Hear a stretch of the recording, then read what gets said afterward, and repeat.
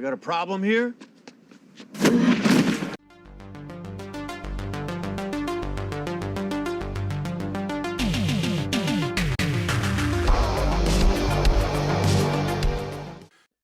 Hi, this is the Professional Amateur Hour coming to you with another review.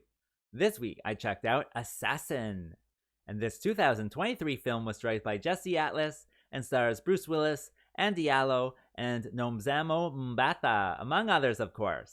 The story of this movie is about this super secret military program where people can get into this bathtub and then kind of control other people because they have like a little mechanical worm in their neck or something. It's like the future of drones, right? Now people can become drones. And so with this program, they'll take over other people just to assassinate, the people close to them. And so, yeah, this team is assassinating these people. And then it kind of gets tricky where this one person has to seduce their target first, and of course another person's body. But then things happen and they can't really pull themselves out of that body back to their own body. And it's all kind of very scientific or sci-fi-esque that way. But what will happen exactly? Well, you have to watch the movie and find out. Alright, so let's discuss this film. Well, to tell you the truth, I only pressed play on this one because I knew it was Bruce Willis's last movie. I'm not sure if it was the last one that he acted in, but the last one to be released. So this is his final movie.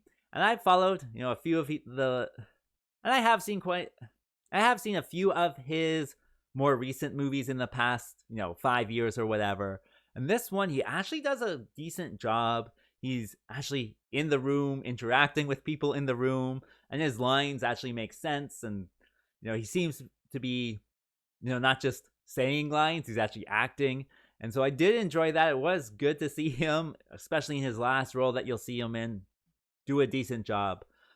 Other movies, not so much, but this one, I can say at least is a passable acting job. So that is good. It is sad to kind of see his deterioration throughout some of these films, but it is his last one, so if that is what you're interested in, then yeah, check this one out.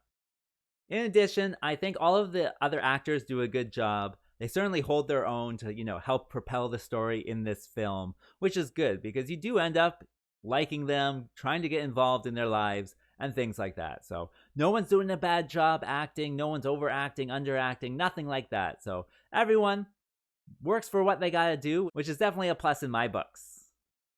And this is a sci-fi film, so it has those sci-fi ideas. And I think it works for the most part. It's certainly not perfect. It's cool to see them, take over other people's bodies and just start, fighting and whatnot. It's a cool kind of insertion of action here and there. Like they'll just take over, a runner on a beach and then they're having a knife fight with the person next to them.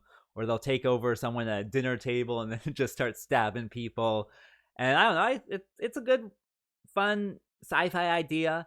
It does run into problems though if you think about it. Like, what happens to these people after they're given back control of their bodies? Like, they've just killed a bunch of people. Are they arrested and just taken to jail? Like, you're kind of condemning them to jail, in my opinion, with this program, which I think people would kind of complain about, would definitely notice when there's a bunch of these cases where people just lose control of their body and kill someone and then magically they have it back, right? And of course, there's other sci-fi ideas too, like how the people they take over kind of get into their brain and they start dreaming as those people and things like that. And so all of the sci-fi ideas definitely work, just are flawed for sure. And that brings me to what doesn't work with this film. Well, I already mentioned kind of the gaps in logic with the sci-fi ideas of, transferring your mind to someone else's body. However, there is this bathtub that they do it in. They use a bathtub. They climb in the bathtub to transfer their minds to someone else's body. They pour some ice on the actress, and she's just there wearing a neoprene wetsuit and whatnot. But it just feels cheap, to tell you the truth, having just a regular bathtub. It does have some gold magnets on the side, I guess, but still feels cheap. I know they're not going for the biggest budget or anything like that, and of course they have to spend money on Bruce Willis. But at the same time, it's just you could have done it in such a cooler way. Even, what's it called?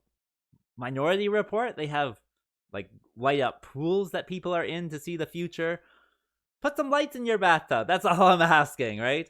And so it could have been done more stylish, but it is what it is. And then with the story, it does get a little bit confusing towards the end because they don't really tell you when their minds are transferred or when they can't transfer back and how they see themselves even though they've already transferred back. So it kind of has that psychological thriller aspect to it. It's just if you're not really paying attention, it's going to get a little bit confusing with who you're seeing in which body.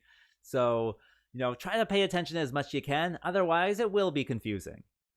As for my recommendation, well, if you are a Bruce Willis fan and you've been following his career, this is his last film to be released.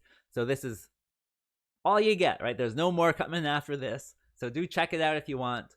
As for sci-fi fans, I think it's a fine film to watch. It's nothing to write home about or anything, but it can be somewhat okay. And yeah, if that sounds like you, then press play. As for my rating, well, I'll give it the okay score of 4. And with that being said, I think that's all I wanted to say. So like and subscribe, and I'll see you next time.